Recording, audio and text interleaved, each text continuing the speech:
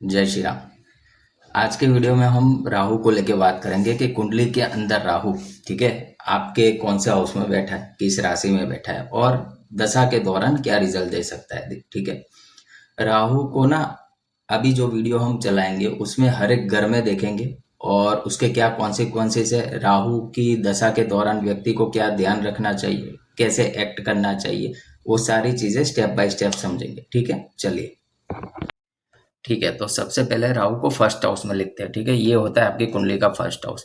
राहु के लिए ना पहले कुछ चीजें समझ लो, राहु क्या है। राहु देखो, राहु जहाँ है ना वहां पे आपको इल्यूजन होगा ही होगा। ठीक है, राहु ब्रह्म है इसकी वजह से। दूसरी चीज, राहु आपकी इनसिक्योरिटी है। इनसिक्योरिटी जितनी भी है राहु से देखी जाती है। ठीक, अब ये दो चीजें ना आपको हमेशा ध्यान रखनी है। और मोस्ट इम्पोर्टेंट चीज क्या है, राहु ना डिजायर है। यानी कैसी डिजायर है कि अनकंट्रोल। ठीक है, उसको आप कितना भी दे दो वो उसको संतुष्टि होती ही नहीं। अनकंट्रोल डिजायर अगर आपके चार्ट में कोई दिखाएगा तो वो राहु दिखाएगा। अब इसको समझते हैं। ये फर्स्ट हाउस है। अभी फर्स्ट हाउस किस चीज का होता है? फर्स्ट हाउस होता है आपकी पर्सनालिटी। ठीक है, जब भी राहु यहाँ बैठ जाएगा ना, ये हर हम में से ही चाहेगा कि कुछ भी हो जाए मेरा नाम हो, किसी भी तरीके से मेरा नाम हो, लोग मुझे याद करें। ये फेम के लिए भूखा रहता है ये व्यक्ति। उसको फेम चाहिए, किसी भी हालत में फेम चाहिए। ठीक है, नो डाउट ये पोजीशन अच्छी है। एक उम्र के बाद आप देखना 42 के बाद ना ये राहु इंसान को परेशान नहीं करता। और मैंने जनरली देखा है जो भी फर्स्ट हाउस राहु लेके बैठा है ना, वैसे भी आज की कंडीशन में हम देखने जाए ना तो फर्स्ट हाउस में राहु यानी ऐसे लोगों की जरूरत है। क्यों? क्योंकि राहु साथ साथ में ब्रिलियंसी भी है। ठीक है, उसको पता है कौन सी जगह क्या काम करना है, कैसे काम करना है, दिमाग कैसे लगाना है, मेरा काम कैसे निकालना है। ठीक है, तो कभी कभी लोग इसी की वजह से ना आपको क्या समझेंगे पता है? स्वार्थी, जो सेल्फिश लोग होते हैं ना, राहु फर्स्ट हाउस वाले सेल्फिश होते हैं। कुछ बुरा नहीं है, अभी के टाइम पीरियड के दौरान ठीक ही है। लोगों को लगने तो लगे बट आपका काम निकल रहा है, यही समझ लो। ठीक है, तो फर्स्ट हाउस में राहु जब होता है व्यक्ति को ओवर एम्बिशियस बनाता है। व्यक्ति को वो सोच देता है कि आज के ज़माने में ज़रूरी है। ठीक है, तो फर्स्ट हाउस राहु अच्छा है। बस अपने एरोगेंस को थोड़ा संभालना है और जहां आप बात कर रहे हो वहां कैसे बात करनी है वो थोड़ा समझ लेना पड़ेगा। दूसरी चीज देखो, जब भी फर्स्ट हाउस में राहु हो ना, ऐसे लोगों को सिल्वर की चेन पहननी चाहिए गले के अंदर। ठीक है, ये बहुत अच्छे से काम करता है। अब सेकेंड हाउस में लेते हैं। सेकेंड हाउस आपका ये है। जब सेकेंड हाउस में राहु होगा, अभी सेकेंड हाउस किस चीज का है? सेकेंड हाउस है फैमिली। अब राहु जहां बैठेगा ना, जैसे केतु डिटेच करता है, राहु क्या करेगा? राहु अटैच करेगा आपको फैमिली के साथ। ठीक है, अटैचमेंट भी वहां से होती है, डिससेटिस्फाइड भी वहीं से होता है। राहु का ना ये थोड़ा कंफ्यूजिंग नेचर है। उसको सबसे ज्यादा चाह उसी जगह की होती है जहां पे वो बैठा है। वो चीज उसको चाहिए, किसी भी हालत में चाहिए, किसी भी सूरत में चाहिए। ठीक है, बट वहीं से वो डिससेटिस्फाइड होता है। दूसरी चीज, अभी यहाँ पे अनकंट्रोल डिजायर किस चीज की होगी? सेकेंड हाउस के अंदर वेल्थ। ठीक है, क्योंकि क्या है, ये वेल्थ एक्यूमुलेशन का हाउस है।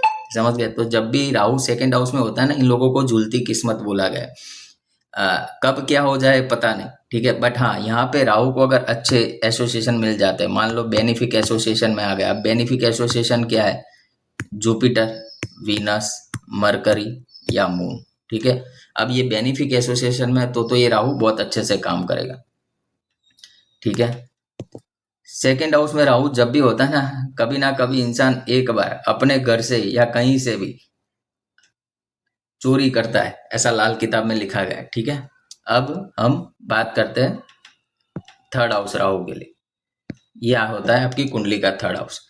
जब भी थर्ड हाउस के अंदर राहु बैठ जाता है, थर्ड हाउस, अभी थर्ड हाउस जो है ना, थर्ड हाउस है पराक्रम का, मेहनत का, हार्डवर्क का।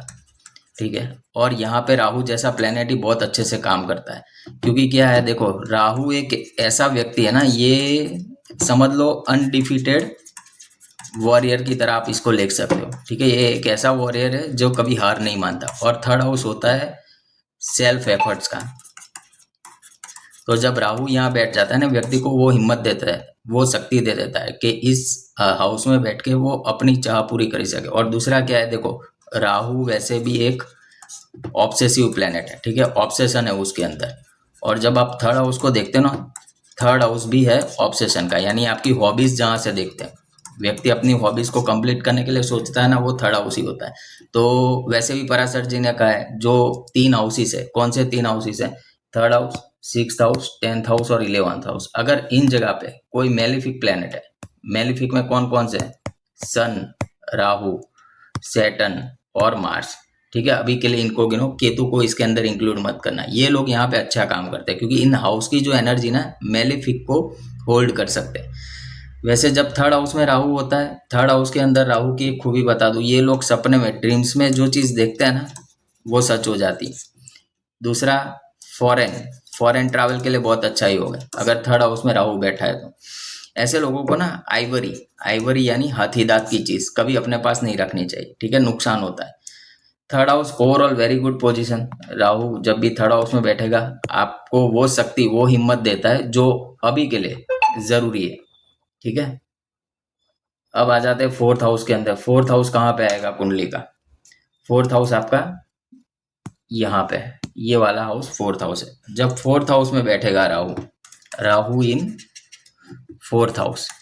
अभी फोर्थ हाउस क्या है? फोर्थ हाउस इज हार्ट, आपके घर का डोमेस्टिक एनवायरनमेंट, ये भी फोर्थ हाउस से देखा जाता है। ठीक, जब भी कोई भी मेलिफिक आपके फोर्थ हाउस में बैठ जाए, सैटर्न, राहु, मार्स, सन, ये क्या ना सेपरेटिव प्लैनेट से, तो ये लोग जब बर्थ प्लेस छोड़ेंगे ना तभी इनका ग्रोथ होता है, इतना समझ लो। अगर इनको ग्रोथ चाहिए घर छोड़ना पड़ेगा। फॉरेन सेटलमेंट के लिए बहुत अच्छा है, फॉरेन सेटलमेंट। ठीक, तो जब भी राहु, सैटर्न, मार्स ऐसे लोग फोर्थ हाउस में बैठे हुए व्यक्ति को फॉरेन जाना चाहिए, अपने कल्चर से दूर जाना चाहिए, समझ रहे हो? जहाँ पे यानी वो जहाँ पले बड़े उसको छोड़ना पड़ेगा तभी इनका राइज होगा, नहीं तो कहीं ना कहीं देखो सैटर्न किस चीज का कारक है? अगर हम सैटर्न की बात करें, सैटर्न है सैडनेस, सैटर्न है सफरिंग। ये व्यक्ति क्या करेगा? हर एक व्यक्ति का काम करेगा बट कुछ ना कुछ उसके माइंड में सफरिंग रहेगी ही रहेगी। मार्स क्या है? मार्स डिस्प्यूट्स है, घर पे ही झगड़ा करेगा ये। ठीक, राहु क्या है? राहु डिससेटिस्फैक्शन है। तो जब आप फोर्थ हाउस में राहु लेके बैठे हो, इतना समझ लो आप जहाँ पैदा हुए, जहाँ पे जन्मे वहां से, तो आपको सेटिस्फैक्शन नहीं मिलने वाला, ना घर से सेटिस्फैक्शन मिलने वाला। ठीक है, तो आपको बाहर जाना चाहिए। आप जैसे ही बाहर जाओगे आपकी लाइफ और स्मूथ हो जाएगी। ठीक है, तो फोर्थ हाउस राहु वैसे तो छत्र दिलाता है, पॉलिटिक्स में बहुत अच्छा करता है, अदरवाइज उतना अच्छा नहीं है क्योंकि फैमिली से ही रिवेंज करता है। ठीक है ना, ये रिवेंज रिवेंज लेता है। Rahu is revenger. अब फिफ्थ हाउस में राहु को बिठाता है। जब फिफ्थ हाउस में राहु बैठेगा कैसे काम करेगा? अभी जो पंचम भाव है फिफ्थ हाउस कुंडली का, ये किसका है? ये आपकी इंटेलिजेंस है। ठीक है, अब बुद्धि के अंदर क्या आ गया? इनसिक्योरिटी। क्या सिर्फ इनसिक्योरिटी देगा? नहीं, इसके साथ साथ आपको ब्रिलियंसी भी देगा। बट आप देखोगे जो भी फिफ्थ हाउस राहु लेके बैठा है ना कहीं अपने आप से, अपनी बुद्धि को चलते इनसिक्योर रहेंगे ऐसे लोग। दूसरा, ये अपने जो बच्चे हैं, चाइल्ड, उनसे बड़ा प्यार करते हैं, बहुत प्यार करते हैं, काफ़ी अटैच रहते हैं ऐसे लोग अपने चिल्ड्रन से, और वहीं से उनको डिससेटिस्फेक्शन मिलता है। एक चीज़ याद रखो, जब भी फिफ्थ हाउस के अंदर राहु, मार्स, सैटर्न ऐसे प्लेनेट आ जाएंगे ना, प्रोजनी में प्रॉब्लम करते हैं, प्रोजनी में प्रॉब्लम होता ही होता है। दूसरा, सी सेक्शन के थ्रू चाइल्ड होगा। और जब मार्स बैठ जाए, मान लो मार्स बैठा है, तो एटलीस्ट 2 बार तो अबॉर्शन होगा ही होगा, अबॉर्शन होगा या मिस कैरेज होंगी। ठीक है, ये चीज़ बाय डिफॉल्ट है। जब भी मेलिफिक बैठ जाते हैं फिफ्थ हाउस में ऐसे एक्ट करेंगे। राहु अगर बैठा है ना यहाँ पे, तो आपको ऐसा सब्जेक्ट पढ़ना चाहिए जिसके अंदर रिसर्च हो। राहु आ जाए या फिर केतु बैठ जाए, रिसर्च ओरिएंटेड सब्जेक्ट होगा, व्यक्ति बहुत अच्छे से काम करेगा इसके अंदर। दूसरा, डेटा साइंस, एआई, ये सारी चीज़ों में अच्छा करता है। नो डाउट राहु को ना पॉइजन भी बोला गया है, तो जब राहु फिफ्थ हाउस में हो ना, ये डॉक्टर भी बनाता है। बट शर्त इतनी है कि ये कहीं ना कहीं से किसी भी तरीके से अफ्लिक्टेड नहीं होना चाहिए, तब तो ये राहु आपको अच्छे से वर्क करता दिखाई देगा। बट देखो मेलिफिक है ना, तो मेलिफिक उसका नेचर कभी नहीं छोड़ते। तो इतना याद रखना, जब भी राहु बैठा है वहां पे, तो आपको कोई ना कोई परेशानी या किसी ना किसी तरीके से इनसिक्योरिटी आपके माइंड में रहेगी ही रहेगी। अब आ जाते हैं राहु के लिए सबसे बढ़िया हाउस, सिक्स्थ हाउस। देखो, जब भी छठे घर में राहु बैठेगा ना, इसको शास्त्र में क्या बोला गया है पता है? सिक्स्थ हाउस राहु वालों के लिए, सिक्स्थ हाउस राहु वालों के लिए बोला गया अनडिफीटेड वॉरियर। इन लोगों को ना कभी समझ लो एनिमीज के सामने बोलना ही नहीं है, ठीक है, अपने आप शत्रु हट जाते हैं रास्ते से। ये व्यक्ति जितना अपने काम में इन्वॉल्व रहेगा, लोगों की बात नहीं सुनेगा, लोग क्या बोल रहे हैं, कैसे बोल रहे हैं, मेरे काम पे उंगली उठा रहे हैं, वो चीज़ें सोचने ही नहीं है। आपने जो आपका गोल डिसाइड किया है बस उसी के ऊपर फोकस रहो। अर्जुन था ना, मछली की आंख ही देख रहा था, समझ लो। तो सिक्स्थ हाउस राहु वाले, इसीलिए इनको क्या बोला गया ना, ये लोग लॉयर बहुत अच्छे बन सकते हैं। और it's a great position for foreign settlement. Again foreign settlement के लिए बहुत अच्छा योग है जब राहु सिक्स्थ हाउस में आ जाए। बहुत अच्छे से काम करता है राहु जब छठे घर में होता है। अब राहु को सेवेंथ हाउस में बिठाते हैं। अब देखो ये जब सेवेंथ हाउस में आ जाएगा, सेवेंथ हाउस, ये हाउस किसका है? ये हाउस है बिजनेस और आपकी मैरिड लाइफ। अब यहाँ पे ये व्यक्ति अगर बहुत अटैच हो गया ना, तो यहाँ से उसको दुख मिलेगा, 100% मिलेगा। ये लोग कैसे होते हैं ना, बात बात पे अपने स्पाउस के पूछते भाई क्या खाया, कितना खाया, समझ रहे हो? तो ये समझ लो एक तरीके से ना स्टिकी हो जाते हैं पार्टनर के साथ। तो वो पार्टनर भी फिर अपना आपा खो देते कि भाई क्या ये रात दिन पीछे पड़ा रहता है, समझ रहे हो? बहुत अटैच होते हैं, बहुत प्यार करते हैं ऐसे लोग। और जिसका भी राहु होता है सेवेंथ हाउस में, मैक्सिमम चांसेस होते हैं कि भाई व्यक्ति को धोखा मिले, ठीक है, क्योंकि राहु धोखे का भी कारण है। अब जब बिजनेस की बात करते हैं, चलो बिजनेस की जब बात करते हैं, तो ऐसे व्यक्तियों को ना इंडिविजुअल बिजनेस करना चाहिए, ठीक है। जब ये इंडिविजुअल बिजनेस करेंगे तब अच्छा रहेगा, नहीं तो पार्टनर इनको धोखा देगा ही देगा। सेवेंथ हाउस में जब राहु हो, इनको पार्टनरशिप में बिजनेस नहीं करना चाहिए। दूसरी चीज, जब सेवेंथ हाउस में राहु ना, इन लोगों को डॉग को कभी एज अ पेट रखना नहीं है अपने घर के अंदर, समझ रहे हो? या तो बिजनेस ठप हो जाएगा या रिलेशनशिप खराब हो जाएगी। तो ये एक चेतावनी समझो या प्रिकॉशन समझो, ठीक है। अब थोड़ा हम एट्थ हाउस राहु को लेके बात करते हैं कि एट्थ हाउस में राहु कैसे काम करता है।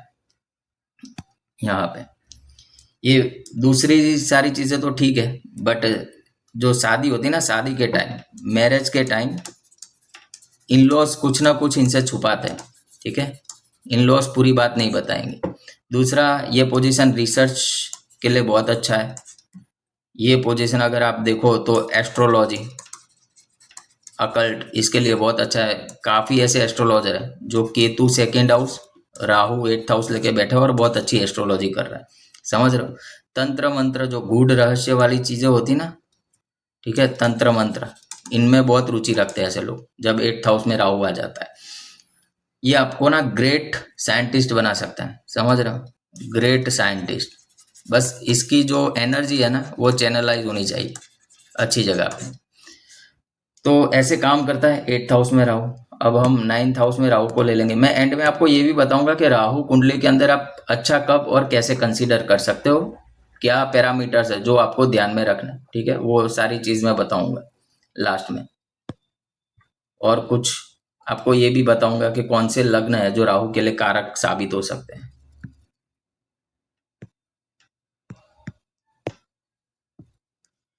चलिए आगे बढ़ते हैं। अब यहाँ नाइन्थ हाउस में राहु को रखते हैं। जब नाइन्थ हाउस में राहु आ जाएगा, नाइन्थ हाउस, ये किस चीज का हाउस है? ये आपका लक है, ठीक है, ये आपका रिलीजन है। टीचर नाइन्थ हाउस से देखे जाते हैं। लॉन्ग ट्रैवल, ये गाइडेंस का हाउस है, आपको जो गाइडेंस मिलते हैं ना उसका हाउस है। अब समझ लो नाइन्थ हाउस में राहु जब अकेला होगा, ठीक है, अकेला बैठेगा तो अच्छा है, कोई उतना प्रॉब्लम नहीं है, क्योंकि राहु केतु के लिए ना एक रूल, आप जब लघु पराशरी पढ़ोगे, ये समझ लो लघु पराशरी है ना, क्रक्स है पराशर ज्योतिष का, उसमें क्या लिखा गया है राहु और केतु के लिए कि ये लोग अगर अनअफ्लिक्टेड है, ठीक है, अनएसोसिएटेड, यानी कोई प्लेनेट उनके साथ बैठा नहीं है, या तो अनएस्पेक्टेड है, कोई उसको एस्पेक्ट नहीं दे रहा है, तो ऐसी कंडीशन में ये लोग हाउस लॉर्ड की तरह एक्ट करते हैं। तो ये समझ लो कि अगर कोई राहु के साथ कोई प्लेनेट नहीं है, अकेला बैठा है, तो it will act as ninth lord in ninth house. अच्छा है, लोग कहते हैं कि भाई रिवेंज, यानी अनऑर्थोडॉक्स वे में वो अपना रिलीजन करेगा, वो सारी चीज़ें। बट अगर अकेला है तो नॉट सो बैड। हाँ, अगर उस वो मेलिफिक इन्फ्लुएंस में है तो ये व्यक्ति अदर रिलीजन को भी फॉलो कर सकता है। ठीक है, टीचर से उसका विरोध रहेगा, टीचर से बनेगी नहीं, या तो हो सकता है अच्छा टीचर कोई मिले नहीं उसको लाइफ टाइम के लिए, ये भी चीज़ हो सकती है। तो देखना पड़ेगा कि अब राहु के साथ कौन जुड़ा हुआ है, समझ गए। अब दो और हाउसेस है, एक है 10th हाउस, एक है 11th हाउस। ये दोनों जो हाउस है ना, बहुत ही अच्छे हैं राहु के लिए। ठीक है, इसमें व्यक्ति नाम करता ही करता है, 100% करता है। अब 10th हाउस में क्या होगा, देखो जब 10th हाउस के अंदर राहु होगा, ये व्यक्ति अगर फॉरेन से जुड़ जाएगा या तो फिर पॉलिटिक्स में बहुत अच्छा काम कर सकता है, समझ रहे हो। क्योंकि अगर ये फॉरेन नहीं गया ना, तो ये जहाँ काम कर रहा है, समझ लो जहाँ पे ये वर्क कर रहा है ना, वहीं पे उसको पॉलिटिक्स का सामना करना पड़ेगा, ये भी चीज़ पॉसिबल है। अब डिपेंड करता है कि राहु की ओवरऑल कंडीशन कुंडली के अंदर कैसी है, उसके ऊपर सारी चीज़ें निर्भर करेगी। अदरवाइज देखो, वैसे भी मैंने आपको पहले भी बताया था कि जो 10th हाउस है, ठीक है, कुंडली का 10th, 11th, 3rd and 6th, आप अपनी अपनी कुंडली उठा के देख लीजिए। अगर यहाँ पे सैटर्न, राहु, मार्स, सन, ये लोग हैं ना, तो as far as concern longevity, इसके लिए बहुत अच्छा है। प्लस ये ना एक्स्ट्रा स्ट्रेंथ दे देते हैं कुंडली को, समझ रहे हो। तो इसके लिए पराशर जी ने इनको अच्छा बोला है। 11th हाउस में जब राहु होगा, आपके दोस्त राहु जैसे होंगे, ठीक है, आपको सोसाइटी से ही बहुत प्यार होगा और सोसाइटी से ही आपको डिससेटिस्फेक्शन मिलेगा। आपकी जो सोसाइटी, आपके जो रिलेटिव्स है, वहां से ही आपको ना धोखा मिल सकता है। बट ओवरऑल गुड पोजीशन है, क्योंकि राहु जब 11th हाउस में होता है ना, व्यक्ति को विजुअलाइज करना चाहिए। क्योंकि देखो 11वां घर जो है वो डिजायर फुलफिलमेंट का है। अब राहु जैसा प्लेनेट वहां पे बैठा है, राहु का सिर्फ हेड है, तो आप जो भी विजुअलाइज करोगे ना वो मैनिफेस्ट हो जाएगा। हाँ, शर्त है एक कि भाई आपका जो विजुअलाइजेशन है या आपकी जो डिमांड है वो लीगल होनी चाहिए। ठीक है, ऐसा नहीं कि भाई आप कुछ भी चीज चाह लो, कुछ भी चीज मांग लो, तो वो तो पॉसिबिलिटी नहीं है। अब 12th हाउस राहु, जब भी 12th हाउस राहु राहु को जब आप 12th हाउस में देखोगे ना, जनरली लोग क्या बोलेंगे पता है, जेल ही हो गए। ऐसे ही पहले ये कहा जाता है, जब 12th हाउस में राहु आ जाए जेल ही हो गया। अब राहु देखो, राहु जब 12th हाउस में होगा ना, ये आपके लिए बहुत अच्छी पोजीशन बना लेता है फॉरेन जाने के लिए। तो आपको सबसे पहले यही अडॉप्ट करना चाहिए। अगर ये नहीं हो रहा है तो आपको ना एक अच्छा सा गुरु, ठीक है, जुपिटर का सपोर्ट लगेगा। गुरु अच्छा होगा तो ये 12th हाउस राहु अच्छे से काम करेगा। जब तक फॉरेन नहीं जाते तब तक क्या कर सकते हो, वन टाइम का जो आपका मील है, वन टाइम मील, वो आप किचन में बैठ के खाना स्टार्ट कर दो, समझ रहे हो। क्यों किचन में, क्योंकि किचन जो है ना वो मार्स है, और मार्स या तो मून, ये दो प्लेनेट ऐसे हैं ना जो आपके राहु को कंट्रोल कर सकते हैं। तो कुछ पोजीशन बताऊंगा, first house, 8th house, 12th house, 4th house. अगर यहाँ पे राहु बैठा है ना, आपको सिल्वर अपने पास रखना ही चाहिए। ठीक है, ये राहु को शांत रखता है। बाकी अब राहु के लिए ना एक जनरल रेमेडी जो बहुत अच्छी है वो मैं आपको देता हूँ। आपके घर के नॉर्थ वेस्ट कॉर्नर में, ठीक है, आप एक सिल्वर का एलिफेंट रख सकते हो। ये बहुत अच्छी रेमेडी है, ठीक है। क्योंकि राहु क्या है ना, राहु जब भी एक्टिव होगा सडन आपको या तो गेन देगा, ठीक है, या तो गेन मिलेंगे, या तो जो अच्छी खासी जिंदगी चल रही है उसमें पेन मिलेगा। तो इससे अच्छा है एक फर्स्ट क्लास सिल्वर का हाथी लाओ, घर के नॉर्थ वेस्ट कॉर्नर में रख दो, बहुत अच्छे से काम करेगा। अब राहु के लिए ना कुछ और चीजें मैं आपको बताऊंगा जो जरूरी है समझना। देखो राहु के लिए क्या बोला गया है पता है, राहु के लिए बोला गया है शनिवत राहु। ठीक है, अब आप जाके कुंडली में चेक करो सैटर्न कैसा है। अगर सैटर्न अच्छा है ना, तो मोस्ट प्रोबेबली 70% तक ये राहु आपको अच्छे ही रिजल्ट देगा। दूसरी चीज, राहु के लिए ना 11 नंबर की राशि, 10 नंबर की राशि, 2 नंबर, 7 नंबर, 3 नंबर, 6 नंबर। अब आपके फर्स्ट हाउस में 11, 10, 2, 7, 3, 6, तो समझ लो ये लगन जो है ना, ये वाले लगन सब राहु के लिए कारक है, इंटेंशनली कारक हो गए। अब ये भी चेक करो कि राहु किस राशि में बैठा है। मान लो राहु 2 नंबर की राशि में बैठा है, ठीक है, 2 नंबर की जो राशि है उसमें राहु बैठा है। तो राहु जो 70% आपको रिजल्ट देगा ना, वो देगा उसके राशि लॉर्ड की तरह। तो अब जाके कुंडली में वीनस चेक करो, वीनस कैसा है, ठीक है, एक्सोल्टेड है यानी अच्छा है, खुद की राशि में बैठा है, या मित्र राशि में बैठा है, तो फिर आपको डरने की ज़्यादा ज़रूरत नहीं। Rahu gives you good result, ठीक है। तो इतनी कंडीशंस होती है राहु को समझने के लिए। बाकी बहुत सारी चीज़ें और है कि कौन सा प्लेनेट राहु को देख रहा है, ठीक है, वो सारी चीज़ें भी मायने रखती है। बट आज के वीडियो में इतना रखते हैं, मिलेंगे नेक्स्ट वीडियो में। अगली बार राहु को लेकर कुछ अच्छी बात और भी बताऊँ। जय श्री राम।